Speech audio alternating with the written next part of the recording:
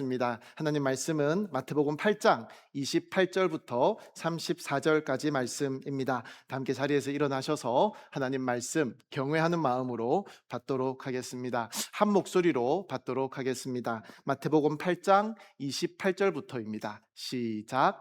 예수께서 호수 건너편 가다라 지방에 이르셨습니다. 그때 무덤에서 나오던 귀신 들린 두 사람이 예수와 마주쳤습니다. 이들은 너무 사나워서 아무도 그 길을 지나다닐 수 없었습니다.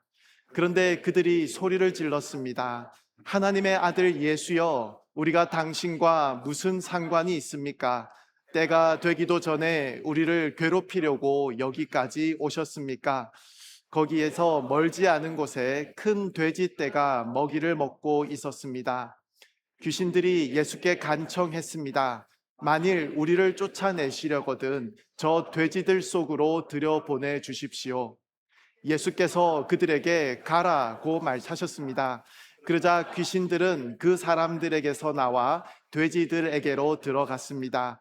그리고 돼지떼는 일제히 비탈진 두구로 내리달려 호수에 빠져 죽었습니다. 돼지를 치던 사람들은 마을로 뛰어들어가 그 모든 일과 귀신 들린 사람들에게 일어난 일을 알렸습니다. 그러자 온 마을 사람들이 예수를 만나러 나왔습니다. 그리고 예수를 보자 그 지방을 떠나달라고 간곡히 부탁했습니다. 아멘. 사랑하는 하나님, 감사합니다. 우리에게 하나님 말씀을 주시니 감사합니다. 이 하나님 말씀을 오늘도 우리가 곱씹으며 묵상하며 하나님께 배우며 우리가 살아가야 할 예수님 앞에서의 제자된 삶의 모습이 어떠해야 하는지를 다시 한번 확인할 수 있는 우리가 될 수 있도록 주님 인도하여 주시옵소서. 하나님 말씀이 우리에게 절실하게 필요함을 고백합니다. 하나님께서 우리의 마음을 열어주셔서 이 하나님 말씀을 통해서 우리에게 가르쳐 주시는 것이 무엇인지를 배워야 할 필요가 있는 우리임을 또한 고백합니다. 하나님 우리에게 말씀하여 주시고 우리 마음을 열어주시고 우리의 귀를 열어주시고 눈을 열어주셔서 하나님께서 오늘 우리에게 말씀하시는 이 말씀을 깨달아 알 수 있도록 배울 수 있도록 주님 우리 가운데 함께하여 주시옵소서. 죄인입니다. 가려 주시옵소서. 하나님 말씀만이 우리 가운데 아름답게 드러나고 기억될 수 있도록 주님 우리 가운데 일하여 주시옵소서. 감사합니다. 예수님 이름으로 기도합니다. 아멘. 자리에 앉으시겠습니다. 드디어 마태복음 8장 마지막 지점까지 왔습니다. 마태복음 8장과 9장에는 예수님의 이적이 참 여러 개가 등장을 합니다. 제가 지난번에도 말씀을 드린 적이 있는데요. 이것을 세 개의 묶음으로 나눌 수 있다라고 말씀을 드렸습니다. 그리고 각 묶음들 사이사이에는 조그만한 에피소드 혹은 가르침이 등장하고 있습니다. 그리고 각 묶음은 세 개의 이적으로 구성되어 있다라는 말씀을 드린 적이 있죠. 자, 그 중에서 오늘 이야기는 두 번째 묶음의 두 번째 이적입니다. 그리고 마태복음 8장과 9장에 앞서서 우리가 다 기억하듯이 예수님께서는 산상수훈을 통해서 긴 가르침을 우리에게 주셨습니다. 여러분, 마태복음 전체에 나타나는 가장 중요한 주제는 무엇이라고 제가 말씀드렸습니까? 혹시 기억나시나요? 너무 오래전 일이라 이렇게 생각하시지는 않으신가요? 하나님 나라라는 말씀을 드린 적이 있습니다. 예수님께서 처음 공생애를 시작하시면서 외치셨던 말씀도 회개하라, 하늘나라가 가까이 왔다라는 말씀으로 예수님의 공생애를 시작했던 것을 우리가 기억하죠. 하나님 나라에 대한 내용이었습니다. 그리고 예수님께서 산상수훈을 통해서도 계속해서 언급하시는 중요한 개념, 중요한 주제도 하나님 나라였습니다. 하나님 나라라는 것이, 하나님의 통치라는 것이 무엇을 의미하는 것인지, 그리고 그 하나님 나라를 살아가는 하나님의 백성들은 어떤 삶의 원리를 가지고 이 땅을 살아가야 할 것인지에 대해서 계속해서 예수님께서는 가르치셨다라는 것입니다. 그리고 지난 주일 우리 선교사님께서 오셔서 말씀을 전해 주실 때 중요하게 다루었던 개념이 하나 있었는데요. 무엇인지 기억나시나요? 계속해서 이 하나님 나라는 갈등과 대립 속에 있다라는 것입니다. 악의 세력, 사탄의 세력은 이미 싸움에서 패배했지만 마지막 그들의 영역, 마지막 그들의 세력을 주장하며 예수님께서 다시 오셔서 모든 것을 완성하시기 전까지 이 세상을 향하여 주장하고 있는 그들의 마지막 권세를 계속 내려놓지 않으려고 처절하게 싸우고 있는 그런 상황이다라는 것을 우리가 함께 생각했더랬습니다.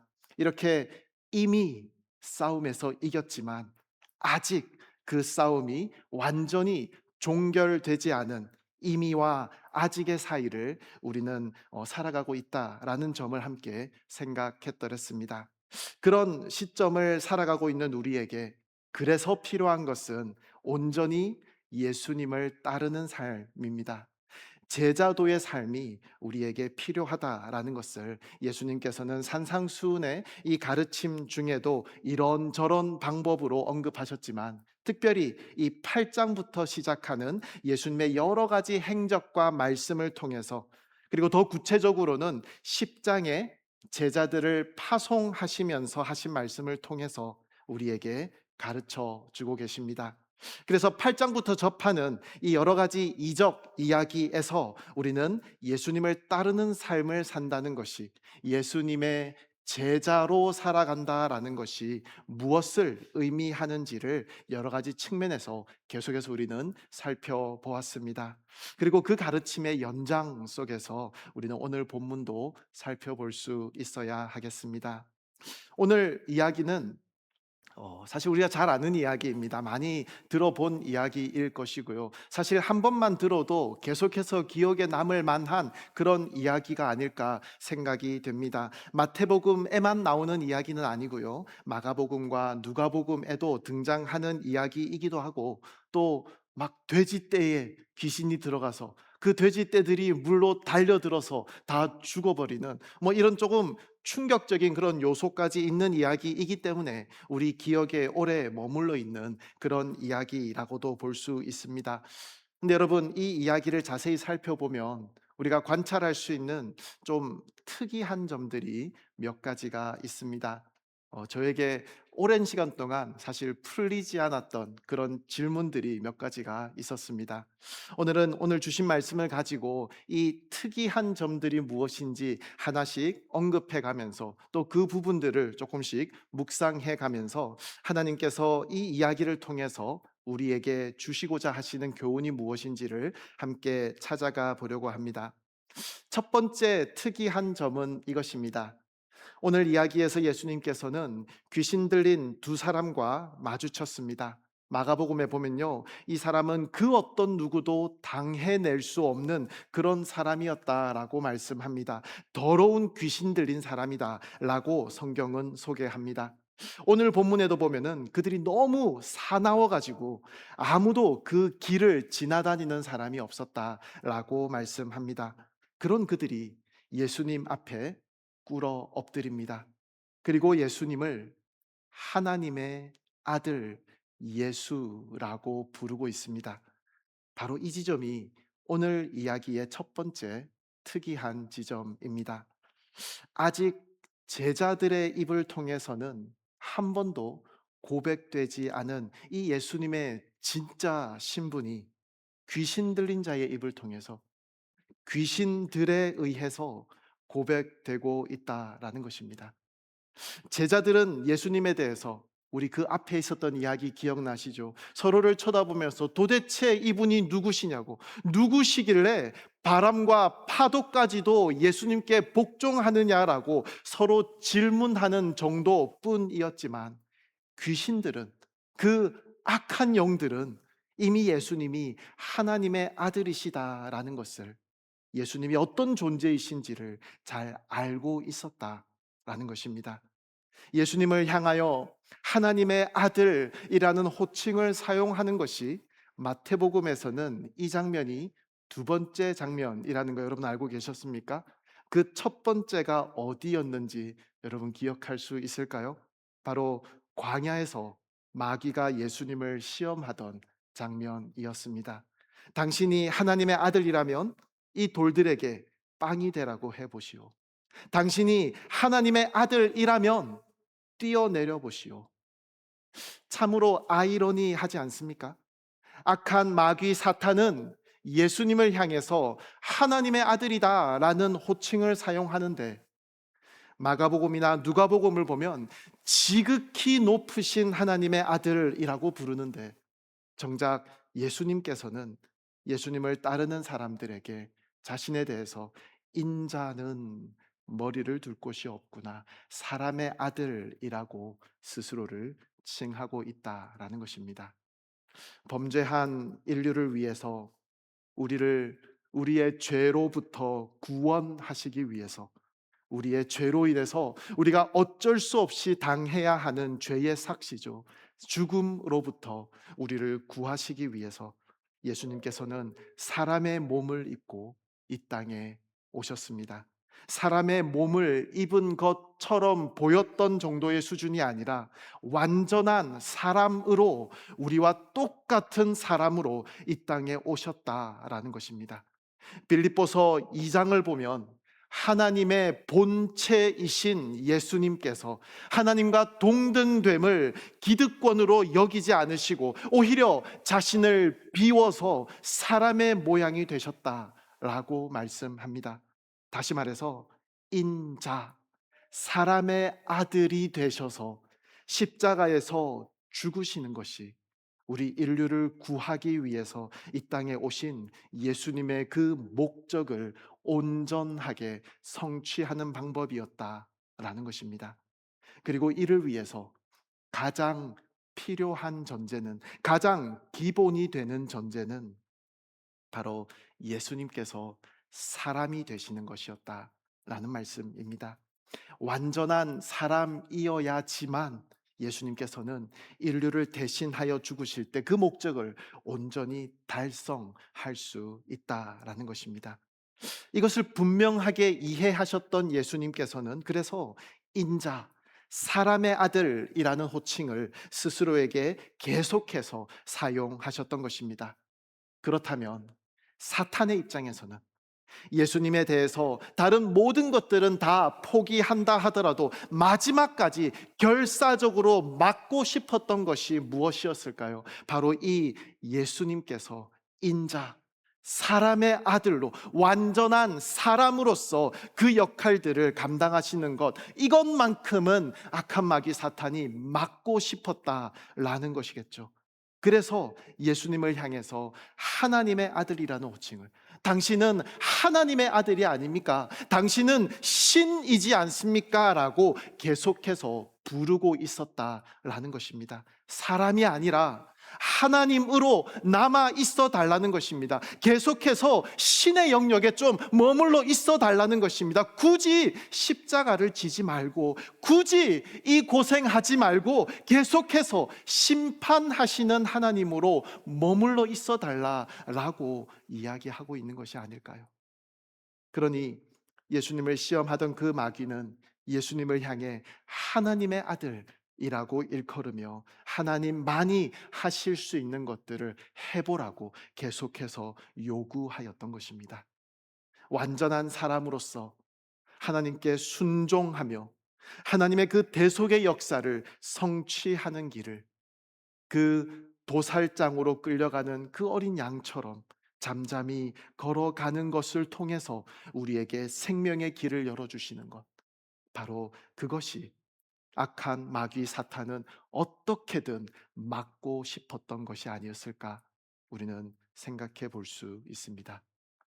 빌립보서 2장의 표현대로 하늘과 땅과 땅 아래에 있는 모든 사람들이 예수의 이름 앞에 무릎 꿇게 하시는 그 높아지심을 사람으로서 자신을 철저하게 낮추심으로, 십자가에서 죽으심으로, 그 순종하심 이후에 하나님 아버지께서 행하실 일로 남겨두지 않고 신으로서 예수님 스스로 그렇게 성취해 보라고 부추기고 있었던 그런 마귀의 모습이었다라는 것을 우리는 볼 수 있다는 것입니다.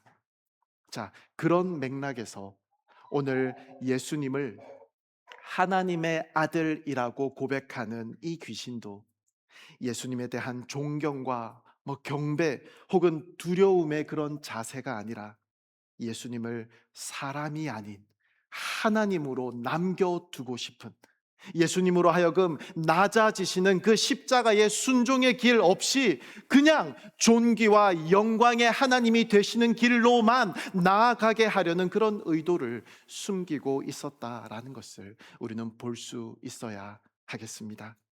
여러분, 예수님의 사람이 되시는 그 낮아지심, 그 순종의 십자가 없이는, 그 대속의 죽으심 없이는 우리에게 구원이라는 것은 없다는 사실을 우리가 기억해야 할 것입니다. 사랑하는 여러분, 우리는 예수님의 제자라는 그런 우리의 위치를 늘 기억하면서 예수님을 따르는 삶을 살아가야 한다라고 알고 있습니다. 그런데 예수님께서는 우리를 그런 제자의 길로 이끌고 계시고 계신데, 우리는 예수님을 어떤 분으로 여기며 따르려 하는지를 한번 생각해 볼 수 있기를 원합니다.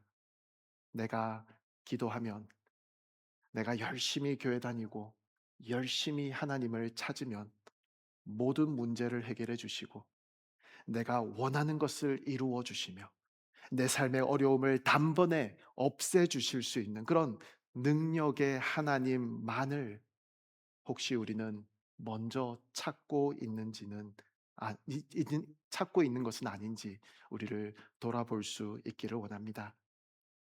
여러분, 물론 예수님은 참 하나님이십니다. 물론 예수님은 모든 권세와 능력을 가지신 분이십니다.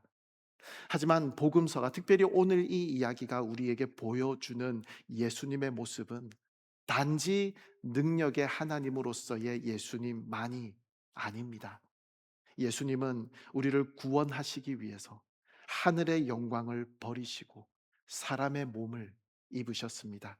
섬김을 받으러 오신 것이 아니라 섬기러 오셨고, 높아지기 위해서 오신 것이 아니라 자신을 낮추기 위해서 오셨다는 것입니다. 그리고 마침내 십자가를 지기 위하여 이 땅에 오셨습니다. 여러분, 우리가 예수님을 믿는다라는 것은 단지 그분의 능력을 의지하여서 내 삶을 더 편하게 만들자라는 것이 아닙니다. 예수님의 능력을 의지하여 내가 이 땅에서 이루고자 하는 나의 마음의 소원들을 얻어내는 것이 우리 신앙생활의 목적이 아니라는 것입니다. 예수님을 믿는다는 것은, 예수님의 제자로 산다는 것은 우리 주님께서 걸어가신 길을 따라가는 것이며, 그분과 함께 죽고 그분과 함께 사는 것입니다. 갈라디아서 2장 20절에서 바울은 나는 그리스도와 함께 십자가에 못 박혔습니다 라고 고백합니다.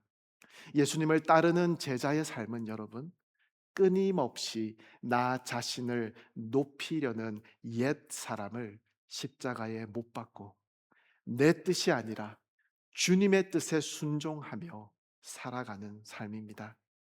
예수님을 단지 나의 욕심을 채워주시는 능력의 하나님으로만 붙드는 것이 아니라 나를 위해 자신을 내어주신 그 주님과 함께 죽고 함께 살아가는 것입니다. 오늘 본문 속 귀신들은 예수님께서 하나님의 아들이라는 사실을 알고 또 그렇게 불렀지만, 그 하나님의 아들 호칭 속에는 사람의 아들로 오신 예수님을 지우고 싶어하는, 인정하고 싶어하지 않는, 예수님의 낮아지심은 기억하거나 인정하지 않으려고 하는, 그래서 그 낮아지심은 결코 따르려 하지 않은 그런 마음으로 가득 차 있었습니다.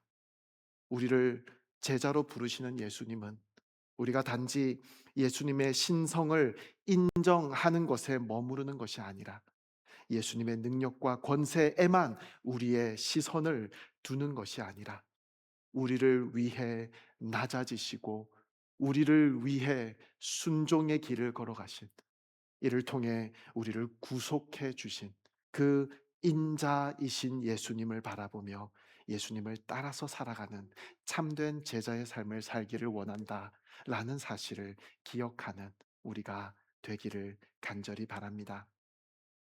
오늘 이야기에서 찾을 수 있는 두 번째 특이한 점에 대해서 생각해 보겠습니다. 귀신들은 예수님에게 근처에 있는 돼지떼로 들어가게 해달라고 간청합니다. 오늘 본문에 나타나는 예수님의 유일한 대사가 여기에 등장하죠. 가라. 그렇게 귀신들이 돼지떼로 들어가자 갑자기 돼지들이 호수를 향해 달려가서 모든 돼지들이 죽어버리는 그런 일이 벌어집니다. 저는 이 지점을 읽을 때에 마음이 늘 불편했던 적이 있습니다. 왜 그랬냐면 돼지가 저기 물에 빠져 다 죽었다라고 해서 그 속에 들어간 귀신들도 다 그 자리에서 죽어버린 것이 아닐 텐데 하는 생각이 들었기 때문입니다. 여러분, 귀신은 영의 세계를 살고 있는 존재입니다. 그 귀신들이 다 죽지 않았겠죠. 그 돼지들이 죽었을 때 거기를 벗어나서 다른 곳으로 갔을 것입니다. 귀신들이 다 죽지도 않을 텐데 그냥 쫓아내시지. 왜 굳이 이렇게까지 해서 그 많은 동물들이 거기에 다 죽도록 해야 했을까 하는 생각이 들었던 적이 있습니다. 왜 예수님께서 이렇게까지 하셔야 했을까 하는 생각을 했던 적이 있습니다.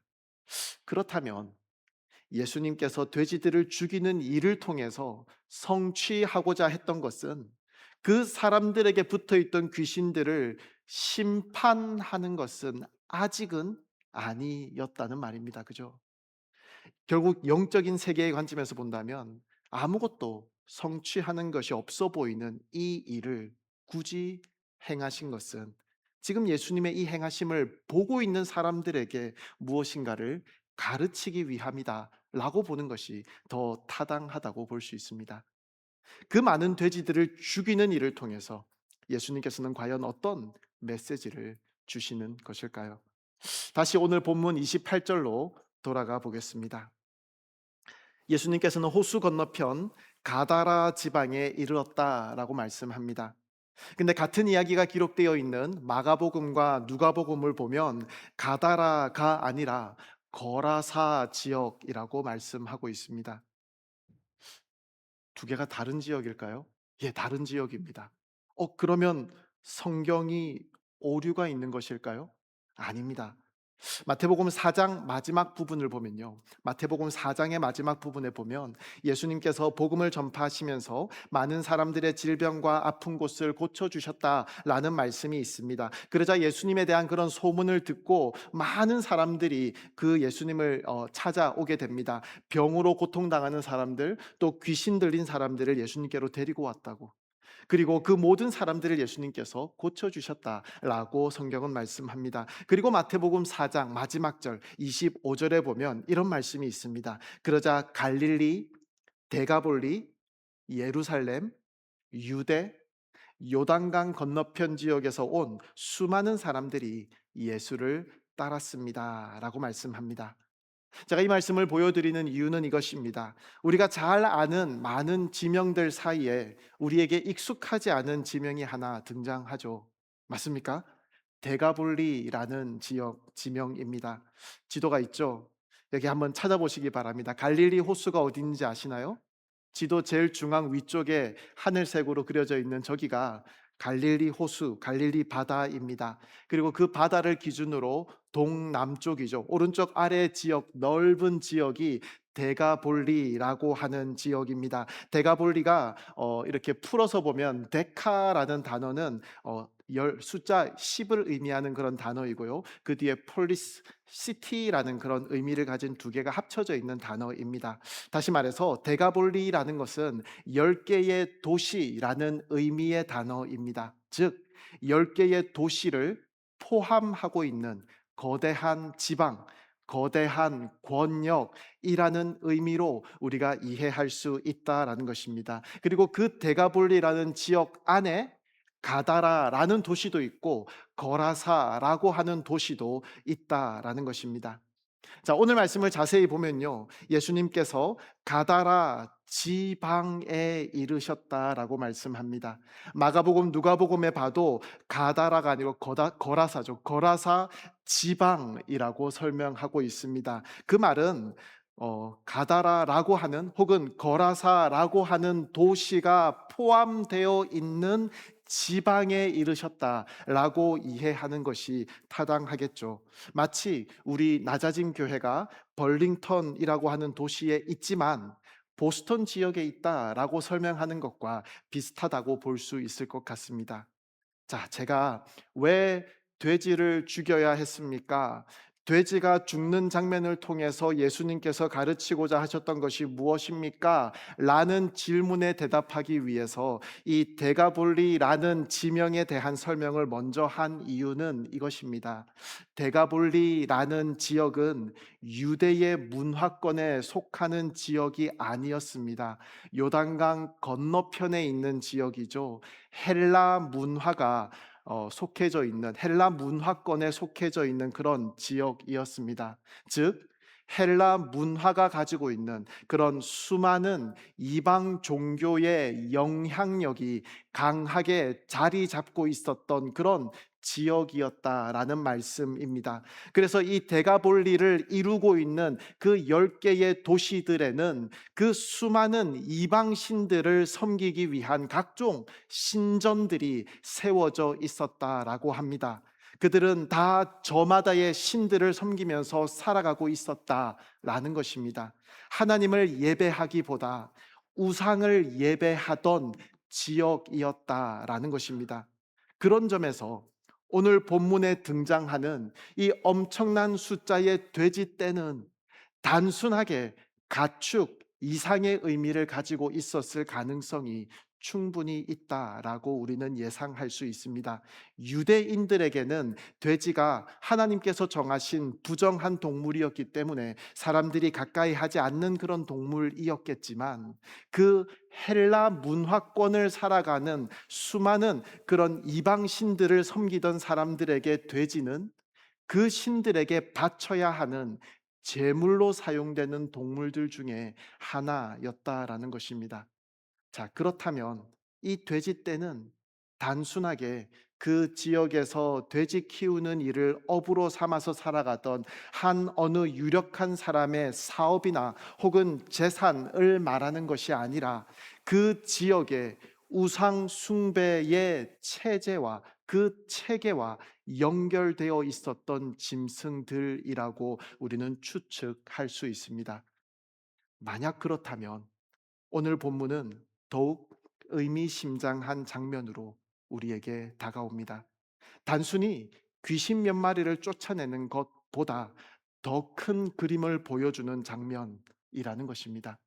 하나님 나라의 왕이신 예수님께서 그 사탄의 권세가 지배하고 있는 영역 그 한가운데로 들어오셔서 그들의 왕국을 무너뜨리고 있는 장면을 그 제자들에게 지금 보여주고 있는 것이다 라고 이해할 수 있습니다.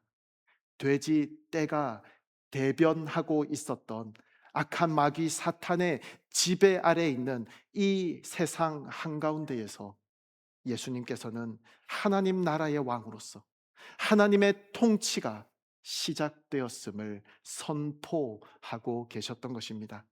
사람들은 돼지떼의 그 몰살을 보고 있었겠지만 예수님께서는 그 장면을 통해서 장차 사탄의 나라가 맞이하게 될 그 최후를 미리 보여주고 있었다라고 우리는 이해할 수 있다는 것입니다. 그래서 귀신들은 예수님을 보자마자 때가 되기도 전에 우리를 괴롭히려고 여기까지 오셨습니까? 라고 외쳤던 것입니다. 그들은 이미 알고 있었습니다. 예수님께서 오신 이상 자신들의 패배는 더 이상 피할 수 없다라는 사실을 그들은 알고 있었다라는 것입니다. 지금은 아직 최후의 심판이 이루어지지 않았지만 하나님 나라의 왕께서 이미 이 땅에 오셨고 그 왕의 통치는 이미 시작되었다라는 것을 귀신들도 알고 있었다라는 것입니다. 여러분, 우리는 종종 이 세상을 바라보면서 악이 여전히 강한 것처럼 느낍니다. 불의가 승리하는 것처럼 보이고 하나님을 대적하는 가치관들이 마치 온 세상을 지배하고 있는 것처럼 보이는 순간들을 많이 만나곤 합니다. 그러나 오늘 본문은 우리에게 전혀 다른 시각을 보여주고 있습니다. 지금도 전쟁은 계속되고 있지만 승패는 이미 결정되었다는 것입니다. 십자가와 부활을 통해 사탄은 이미 패배하였고 예수 그리스도는 이미 승리하였다라는 그 메시지를 저 돼지들이 죽어가는 모습을 보여주며 그 제자들에게 말씀하고 있었다라는 것입니다. 그렇기 때문에 제자의 삶은 두려움의 삶이 아닙니다. 세상이 더 강해 보인다라고 해서 낙심하는 삶도 아닙니다. 오히려 이미 승리하신 왕을 따라서 살아가는 삶입니다. 하나님 나라가 완성될 그 날을 바라보며 아직도 남아있는 죄와 우상과 사탄의 거짓된 유혹에 맞서서 살아가는 삶이다라는 것입니다. 사랑하는 여러분, 오늘 우리의 삶 속에서도 수많은 우상들이 존재합니다. 하나님보다 더 의지하는 돈일 수도 있습니다. 하나님보다 더 붙들고 싶은 성공일 수도 있습니다. 사람들의 인정일 수도 있고요. 내가 계획한 미래일 수도 있습니다. 사탄은 끊임없이 이런 것들을 통해서 우리의 마음을 하나님에게서 떼어 놓으려고 합니다. 하지만 오늘 본문은 우리에게 보여주고 있습니다. 예수님께서 발을 디디시는 곳마다 그 우상의 권세는 무너질 수밖에 없다라는 것입니다. 하나님 나라의 왕이신 예수님 앞에서는 그 어떤 우상도, 그 어떤 사탄의 권세도, 그 어떤 어둠의 세력도 결국 설 수 없다라는 것입니다. 그러므로 우리는 세상을 두려워하는 사람들이 아니라 이미 승리하신 왕 되신 예수 그리스도를 바라보며 살아가는 사람들이 되어야 할 것입니다. 자, 이제 세 번째 특이한 지점을 생각하겠습니다. 오늘 본문이 시작하는 지점을 여러분 보면요, 예수님이 드디어 호수 건너편에 이르셨습니다. 제가 드디어라는 단어를 쓰는 이유는 그 직전에 큰 풍랑을 만나야 했던, 결코 쉽지 않은 그런 여정이었기 때문입니다. 더군다나 그렇게도 피곤하셔서 언제 침몰할지도 모르겠는 그런 배 위에서도 잠을 청하셨던 예수님이었는데, 귀신을 쫓아내는 이 이적을 행하신 직후에 9장 1절을 보면 바로 그 지역을 다시 떠나시는 장면을 우리는 보게 됩니다. 그렇게 힘들어 가셨으면, 그렇게 피곤하신 중에도 애써서 그곳까지 가셨다면, 가신 김에 좀 더 많은 일들을 하고 오시면 더 좋지 않았을까? 겨우 이런 단어를 사용하기가 좀 죄송하지만 이거 한 가지 사건 때문에 거기까지 가셨던 것일까 하는 생각을 하게 만드는 장면이라고 생각합니다. 여러분, 그렇지 않습니까? 풍랑을 뚫고 오셨습니다. 육체적으로도 극도로 피곤하셨습니다. 그런데 그 모든 수고를 통해서 호수 건너편으로 오신 예수님께서 하신 일은 무엇이었습니까? 그 대가볼리 전체를 뒤흔드는 그런 대규모의 부흥회를 여신 것도 아닙니다. 수많은 병자들을 모아놓고 그들을 다 고쳐주시며 하나님의 놀라운 권능을 보여주신 것도 아닙니다. 정치적인 어떠한 영향력을 행사하신 것도 아닙니다. 오직 귀신에게 사로잡혀 저 무덤 사이를 떠돌던 그 두 사람을 만나셨습니다. 그것뿐이었습니다. 세상적인 기준으로 생각하면 참 비효율적인 사역처럼 보일 수 있습니다. 그 먼 길을 건너오셔서 겨우 두 사람 만나시고는 바로 다시 돌아가시는 것처럼 보이기 때문입니다. 여러분, 그러나 하나님 나라의 기준은 세상의 기준과 다르다는 사실을 기억할 수 있기를 원합니다. 예수님께서는 언제나 숫자보다 사람을 보셨습니다. 군중보다 영혼을 보셨습니다. 사람들이 가치 없다라고 여기는 존재들을 가장 귀하게 여기셨던 것을 우리는 기억합니다. 여러분, 생각해 보십시오. 오늘 본문에 등장하는 두 사람은 사실 그 사회로부터 철저하게 버림받은 사람들이었습니다. 사람들은 그들을 두려워했습니다. 가까이 하기를 원하지 않아 했습니다. 그들이 있는 길을 지나가는 것조차 하지 않았습니다. 그들의 인생은 이미 끝난 것처럼 보였습니다. 하지만 예수님의 눈에는 그렇지 않았습니다. 모든 사람들이 포기한 그 사람들을 예수님은 포기하지 않으셨다라는 것입니다. 그래서 예수님은 풍랑을 뚫고 그곳까지 오셨습니다. 그래서 예수님은 사탄의 권세가 강하게 자리 잡고 있는 그 땅으로 들어가셨습니다. 그리고 그 두 사람을 해방시키신 후에 다시 그곳을 나오셨습니다. 마치 그들을 만나기 위해서 그 목적만으로 그 땅에 오신 것처럼 말입니다. 그 목적만으로도 그 고초를 당하시며 그 땅으로 나아가는 수고를 감당하기에 충분했다라는 것을 예수님께서는 보여주고 있는 것입니다. 여러분, 이것이 바로 우리 주님의 마음입니다. 우리 역시 죄와 사탄의 권세 아래 있던 사람들이었지 않습니까? 우리 역시 영적으로는 그 무덤 가운데 앉아 있었던 사람들 중 하나가 아니었습니까? 그런데 예수님께서 우리를 찾아오셨습니다. 우리를 위해 하늘의 영광을 버리셨고, 우리를 위해 십자가를 지셨으며, 우리를 위해 죽으셨습니다. 우리 주님께서는 수많은 사람들 가운데 하나로 나를, 여러분을 대하지 않으셨습니다. 한 사람 한 사람을 사랑하셨고, 한 사람 한 사람을 구원하시기 위해서 그 생명까지 내어 주셨다라는 것입니다. 그렇다면 예수님의 제자로 세워지기를 소망하는 우리는 어떠해야 하겠습니까? 우리는 크고 화려한 일만 중요하게 여기는 사람들이 되어서는 안 될 것입니다. 많은 사람들이 알아주는 사역만 가치 있다고 생각해서도 안 될 것입니다. 예수님께서 귀하게 여기시는 것을 우리도 귀하게 여길 수 있어야 하겠습니다. 사람들이 관심을 두지 않는 한 사람, 세상은 포기했지만 하나님은 포기하지 않으신 그 한 사람, 우리 곁에서 복음이 필요한 그 한 사람을 향한 주님의 마음을 우리도 품을 수 있어야 하지 않겠습니까?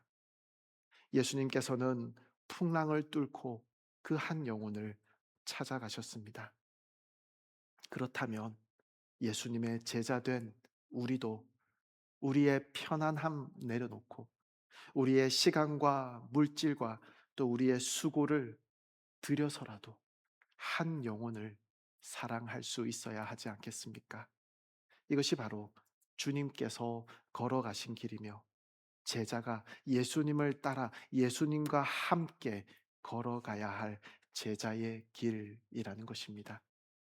사랑하는 여러분, 오늘 본문은 우리에게 세 가지의 모습을 보여줍니다. 첫째, 예수님을 단지 능력의 하나님으로만 보지 말고 낮아지심과 순종의 길을 걸어가신 주님을 따라가라 라고 말씀합니다. 둘째, 사탄의 권세와 그 우상의 나라가 여전히 세상 가운데 존재하지만 하나님 나라가 왕이신 예수님께서 이미 승리하셨음을 기억하라 라고 말씀합니다. 그리고 셋째, 그 승리의 왕께서 한 영혼을 구원하기 위해서 기꺼이 풍랑을 건너오시는 분이시며 그분의 제자된 우리 역시 그런 마음으로 살아가야 한다라고 말씀하십니다. 결국 오늘 본문의 중심에는 제자도가 있습니다. 예수님을 따르는 사람은 예수님의 능력만을 원하는 사람이 아닙니다. 예수님의 길을 따라가는 사람들입니다. 예수님의 십자가를 바라보는 사람들입니다. 예수님께서 싸우셨던 그 영적 전쟁을 함께 싸우는 사람입니다. 그리고 예수님께서 사랑하셨던 그 한 영혼을 우리도 마음을 다하여 사랑하는 사람입니다. 사랑하는 여러분, 하나님 나라의 백성으로 살아가는 이 땅에 순례자가 된 우리가 능력의 주님만을 찾는 신앙이 아니라 십자가의 주님을 따라가는 신앙으로 세상의 우상과 이 세상을 사로잡고 있는 그릇된 가치관에 맞서 싸우는 신앙으로, 그리고 한 영혼을 귀하게 여기는 신앙으로 그렇게 살아갈 수 있기를 간절히 바랍니다. 주님 말씀하시면 찬양을 부르겠습니다. 여러분, 귀신들도 예수님이 하나님의 아들이심을 알고 있었습니다. 그러나 예수님께서는 단지 능력의 하나님으로만 이 땅에 오신 것이 아니라 우리를 구원하시기 위해 사람의 몸을 입으시고 십자가를 향해 순종의 길을 걸어가셨습니다. 또한 우리는 하나님 나라의 왕 되신 예수님 앞에서 사탄의 권세와 세상의 모든 우상이 결국 무너질 수밖에 없음을 보았습니다. 지금도 전쟁은 계속되고 있지만 승리는 이미 우리 주님께 있습니다. 그리고 무엇보다도 예수님께서는 풍랑을 뚫고 한 영혼을 찾아가셨습니다. 사람들이 포기한 영혼을 주님은 포기하지 않으셨습니다. 그 사랑으로 우리를 찾아오셨고, 이제는 우리도 그 길을 따라 살아가도록 우리를 부르고 계십니다. 그렇다면 오늘 우리의 대답은 무엇이어야 하겠습니까? 오늘 이 찬양의 가사대로 우리의 마음을 다해 고백하며 하나님 앞에 나아가기를 원합니다. 주님 말씀하시면,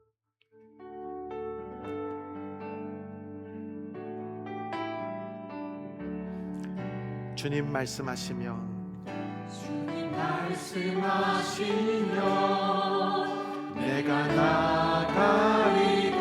주님 뜻이 아니면 내가 멈춰서리라. 나의 가고 서는 것 주님 뜻에 있으니, 오 주님 나를 이끌소서. 주님 말씀하시면 내가 나아가리다. 주님 말씀하시면 내가 나아가리다. 주님 뜻이 아니면 내가 멈춰서리다. 나의 가고 서는 것 주님 뜻에 있으니, 오 주님 나를 이끌소서. 뜻하신 그곳에 나 있기 원합니다. 뜻하신 그곳에 나 있기 원합니다. 이끄시는 대로 순종하며 살리니, 연약한 내 영혼 동하여 일하소서. 주님 나라와 그 뜻을 위하여 뜻하신 그곳에, 뜻하신 그곳에 나 있기 원합니다.